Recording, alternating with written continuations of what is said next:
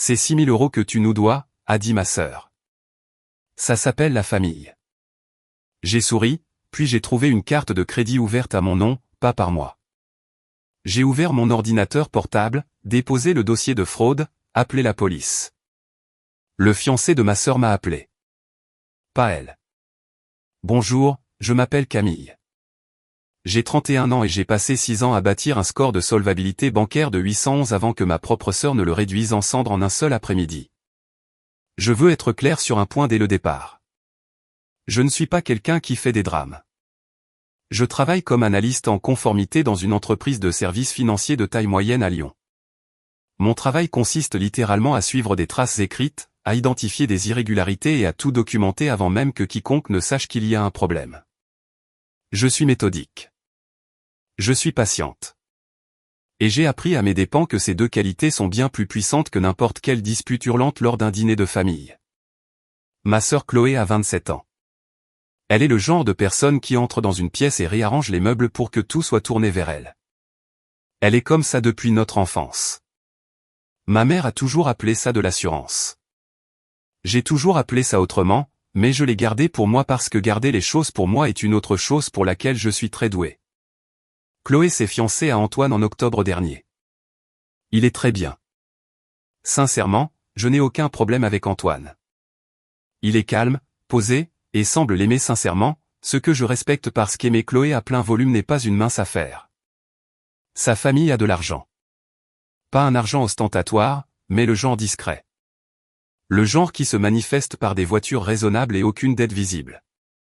Ma famille a l'autre genre d'argent. Le genre qui se manifeste dans les conversations sur ce que tout le monde devrait contribuer. Le mariage était prévu pour le mois de septembre suivant. Une cérémonie en plein air à Saint-Émilion, dans un vignoble, avec une réception dans une grange rénovée dont la location coûtait 4 000 € pour 6 heures. Je l'ai découvert plus tard. Sur le moment, tout ce que je savais, c'était ce que ma mère m'avait dit un mardi soir de février, lorsqu'elle m'a appelé pendant que je mangeais un reste de pâte en regardant à moitié un documentaire sur les oiseaux migrateurs. Nous devons parler du mariage, a-t-elle dit. J'ai éteint le documentaire. Chloé et Antoine ont fait de leur mieux pour garder des coûts raisonnables, a-t-elle poursuivi. Mais tout est plus cher que prévu. Le lieu, le traiteur, le photographe. Tu sais comment c'est. J'ai dit que je comprenais. Nous demandons à tout le monde dans la famille de contribuer. Ton père et moi mettons 12 000 €. Les parents d'Antoine s'alignent sur cette somme, mais il manque encore une partie. Elle a fait une pause. Cette pause était architecturale. Elle l'avait construite spécifiquement pour soutenir la phrase suivante. Nous avons besoin que tu mettes 6 000 €. Camille, tu as un bon salaire. Tu n'as pas d'enfant.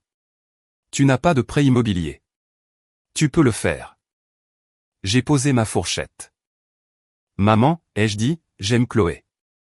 Je serai là le jour de son mariage, mais je ne peux pas donner 6 000 € pour un lieu de réception à Saint-Émilion. Ce n'est pas quelque chose que je suis en mesure de faire en ce moment. Ce que je n'ai pas dit, c'est que je payais depuis 3 mois une facture médicale suite à une opération que j'avais subie l'automne précédent, que mon fonds d'urgence était encore en train de se reconstituer.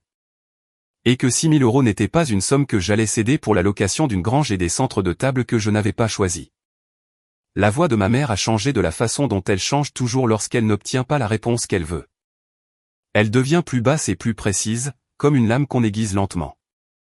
Si tu ne peux pas soutenir ta sœur le jour le plus important de sa vie, a-t-elle dit, alors tu devrais peut-être réfléchir à la question de savoir si tu dois y assister tout court. J'ai laissé planer ça un instant. J'y réfléchirai, ai-je répondu. Je n'y ai pas réfléchi. La réponse était non, et ça allait rester non. Et je savais, par des années d'expérience, que se disputer directement avec ma mère, c'était comme essayer de négocier avec la météo. J'ai envoyé un SMS à Chloé ce soir-là pour lui dire que j'étais tellement heureuse pour elle et que j'avais hâte de célébrer ça avec elle. Je suis restée chaleureuse.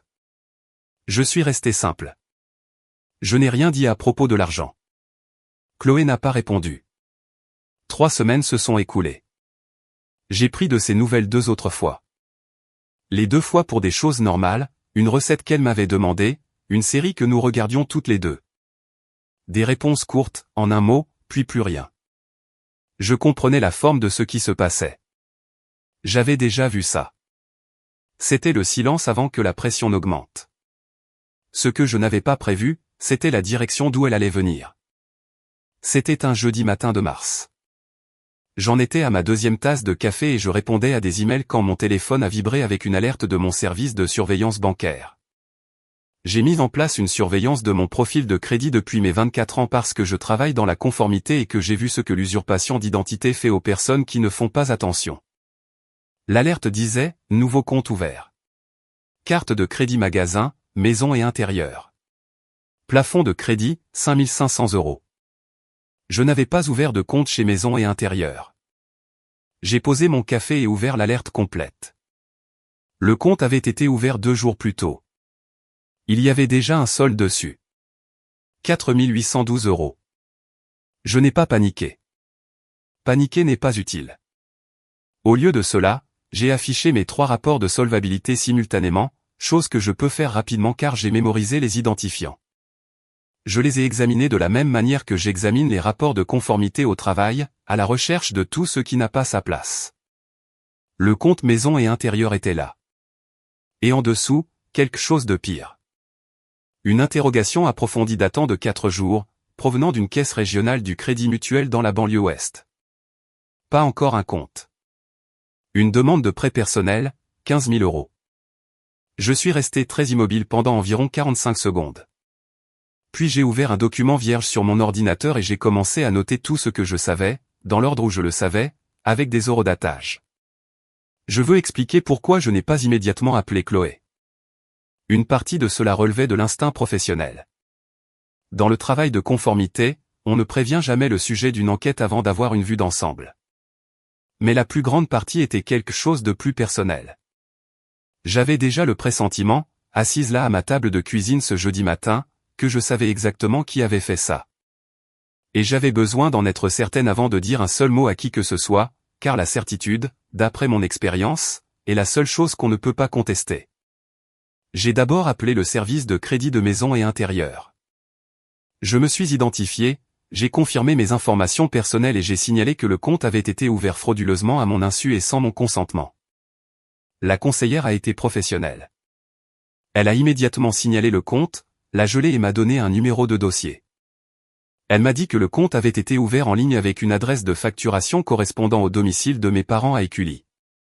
La maison où j'ai grandi, la maison où Chloé vivait encore pendant qu'elle et Antoine économisaient pour leur propre chez eux. J'ai noté ça. Ensuite, j'ai appelé la banque concernant la demande de prêt. Un spécialiste de la fraude m'a confirmé qu'une demande avait été soumise à mon nom 4 jours auparavant. Il m'a expliqué que la demande avait été signalée en interne parce que le numéro de téléphone de contact sur le formulaire ne correspondait à aucun numéro associé à mon profil existant. Elle n'avait pas été approuvée. Il a ouvert un dossier pour fraude et m'a dit qu'ils allaient enquêter sur l'adresse IP à partir de laquelle la demande avait été soumise. J'ai noté ça aussi. J'ai passé le reste de la matinée à déposer des contestations auprès des différents organismes, à placer une alerte à la fraude sur mon dossier et à rédiger une chronologie détaillée des événements. À midi, j'avais un dossier sur le bureau de mon ordinateur contenant 11 documents distincts, tous horodatés, tous organisés. Puis, j'ai conduit jusqu'au commissariat de police, à 2 rues de mon appartement, et j'ai déposé une plainte pour usurpation d'identité. L'agent qui a pris ma déposition était un homme à l'air fatigué nommé l'inspecteur Moreau, qui avait manifestement déjà traité beaucoup de ces plaintes. Il a pris les informations, m'a donné un numéro de dossier et m'a dit que l'enquête prendrait du temps. Je l'ai remercié. J'ai pris une photo du procès-verbal avec mon téléphone et je suis rentré chez moi. Je n'avais toujours pas appelé Chloé. Je n'avais toujours pas appelé ma mère. Ce que j'ai fait à la place, c'est appeler une de mes amies nommée Sarah, qui est avocate spécialisée en contentieux civil. Nous nous sommes rencontrés à l'université. Elle fait partie des quelques 4 personnes au monde en qui j'ai une confiance absolue. Je lui ai tout raconté calmement, dans l'ordre, tel que je l'avais écrit. Sarah est restée silencieuse un moment. Camille, a-t-elle dit, je sais. Tu veux me dire que tu penses que c'était aléatoire? Je ne pense pas que ce soit aléatoire. D'accord. Une autre pause. L'adresse de facturation à elle seule est significative, combinée au timing, 3 semaines après la conversation sur l'argent. C'est un schéma récurrent. Je sais. Tu dois attendre les informations sur l'IP de la banque avant de faire quoi que ce soit d'autre. Ça va être ton lien direct le plus clair. Je lui ai dit que j'attendrais. Et Camille, a-t-elle ajouté avant qu'on raccroche. Documente chaque conversation à partir de maintenant. Absolument toutes. J'avais déjà configuré mon téléphone pour enregistrer les appels. Selon la loi, une personne qui participe à une conversation peut en conserver une trace sans en notifier l'autre partie dans certains contextes spécifiques. J'avais paramétré cela il y a des années pour une situation professionnelle complètement différente et je ne l'avais jamais désactivé.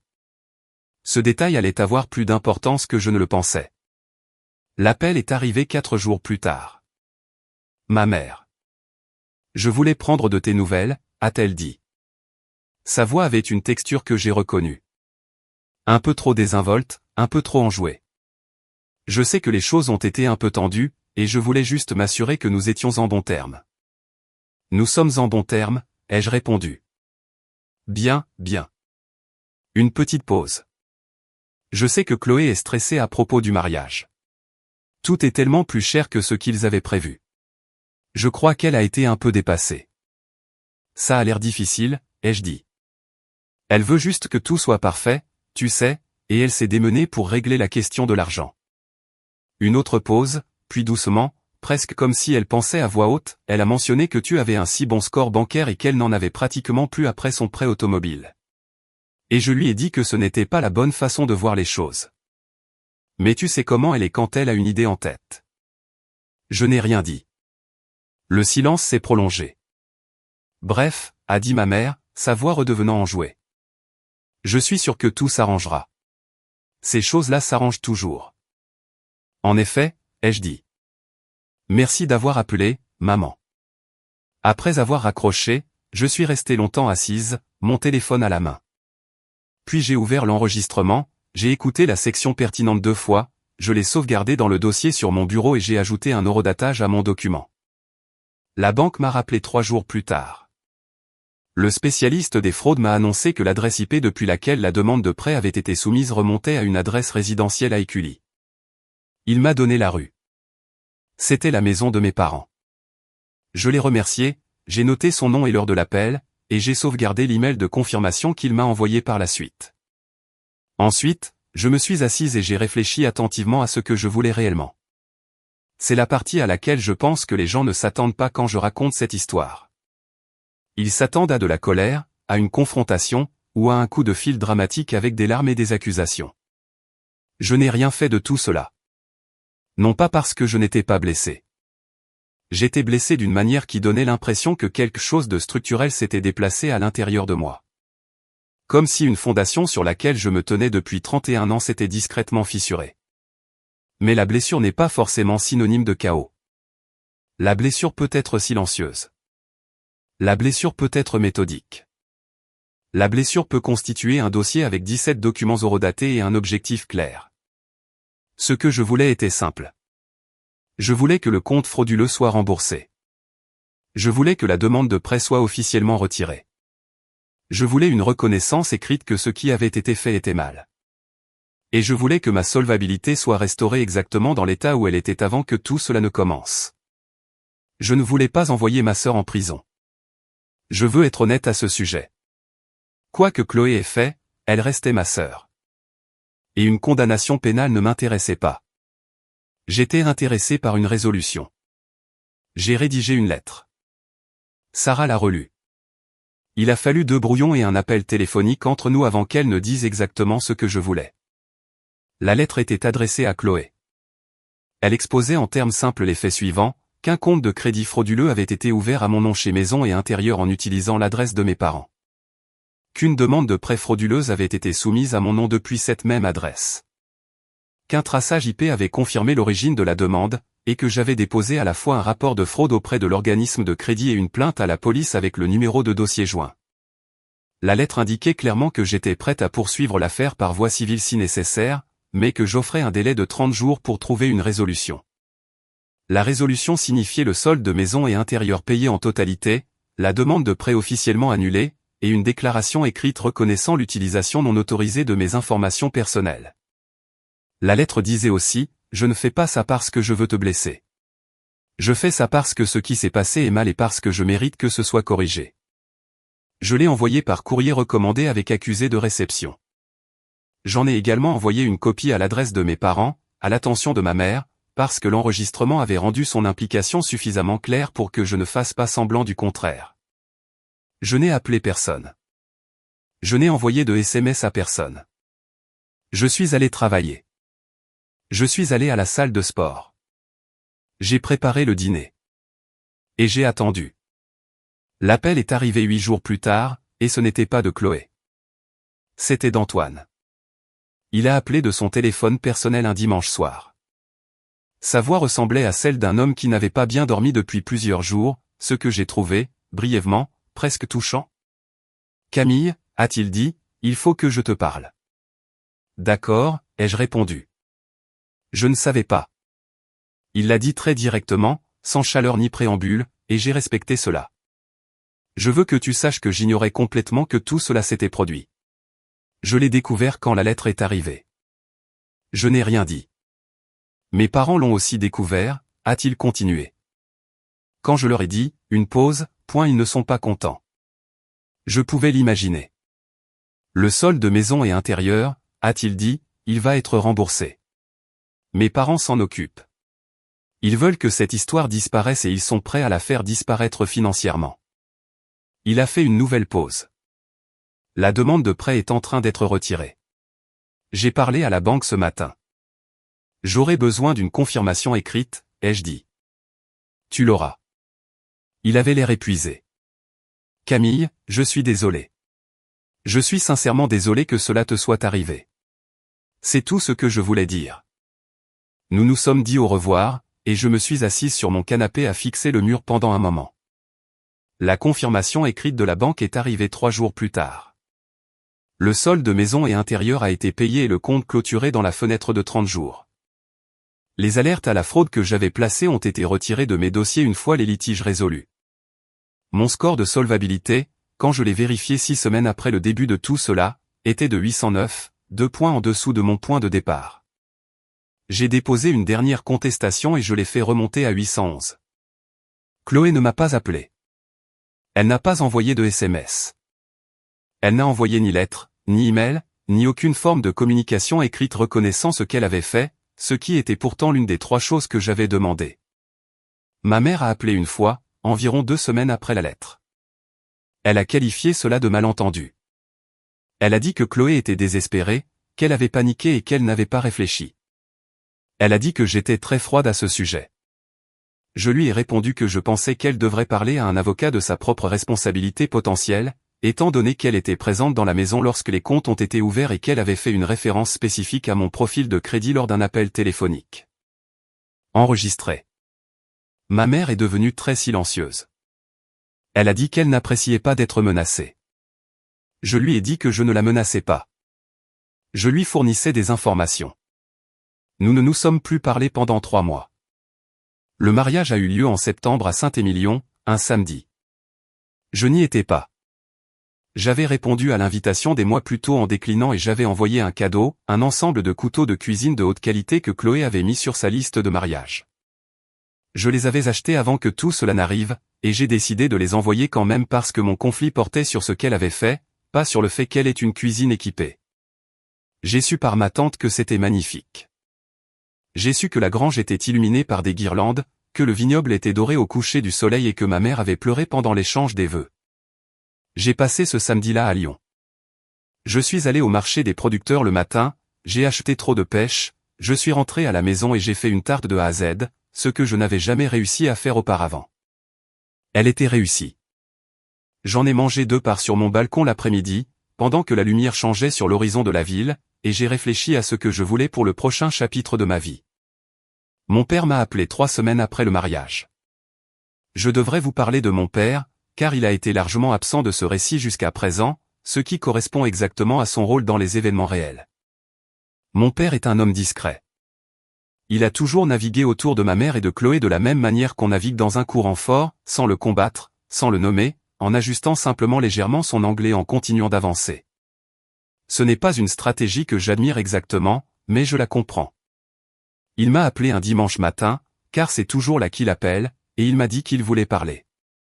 Je ne savais pas ce qui se passait, a-t-il dit. Je veux que tu saches que lorsque ta mère et moi avons parlé de demander à tout le monde de contribuer, je pensais que ce ne serait qu'une simple discussion. Je ne savais pas que c'était allé plus loin que ça. Je l'ai cru. Je suis désolé. Désolé de ne pas avoir appelé plus tôt, a-t-il ajouté. J'aurais dû. Oui, ai-je répondu, tu aurais dû. Il est resté silencieux. Comment vas-tu? Et je lui ai dit la vérité. Je lui ai dit que j'allais bien. Je lui ai dit que ça avait été douloureux. Pas principalement à cause de l'aspect financier, bien que ce soit grave, mais parce que ça m'avait obligé à voir quelque chose dans ma famille dont je m'étais autorisé à détourner en partie le regard depuis longtemps. Je lui ai dit que je l'aimais, et que j'aimais Chloé même maintenant, même après ça, mais que j'allais avoir besoin que les choses changent avant d'accepter de me retrouver dans la même pièce qu'elle. Il a tout écouté. Il ne l'a pas défendu. Il n'a pas minimisé. Il a juste écouté. Et à la fin, il a dit, ça me semble juste, Camille. Ça me semble vraiment juste. Je pense parfois à cette conversation, à ce que cela signifie d'être écouté par quelqu'un sans qu'il essaie de réparer le problème, de le recadrer ou de le rendre plus petit qu'il ne l'est. Je suis toujours en train d'essayer de savoir où j'en suis avec Chloé.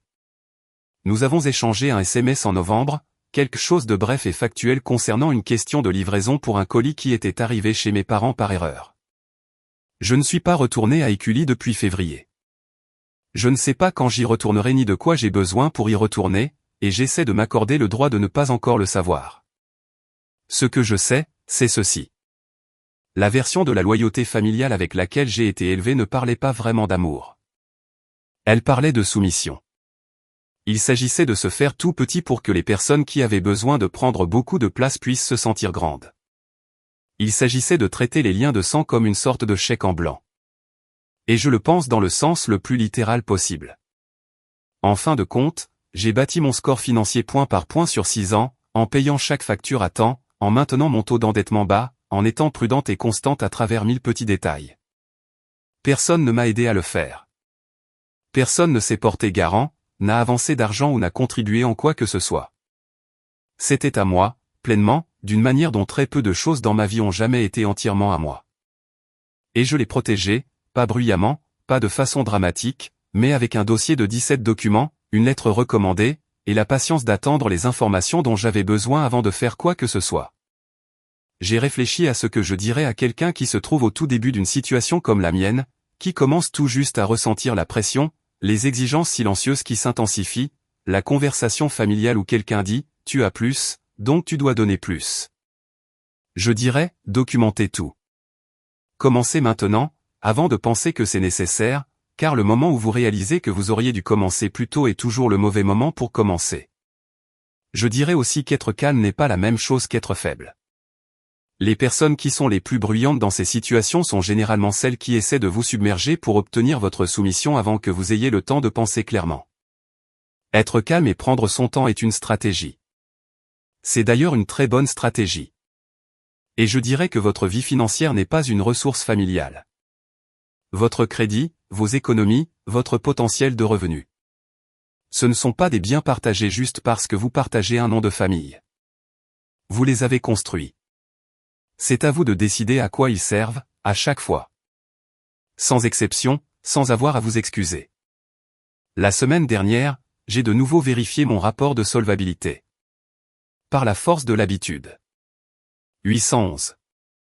Exactement là où j'avais travaillé pour le placer. Je me suis préparé une tasse de café, je me suis assise près de la fenêtre de mon appartement et j'ai regardé la neige tomber sur la ville pendant un moment. Et j'ai senti, pour la première fois depuis longtemps, que le sol sous mes pieds était totalement solide.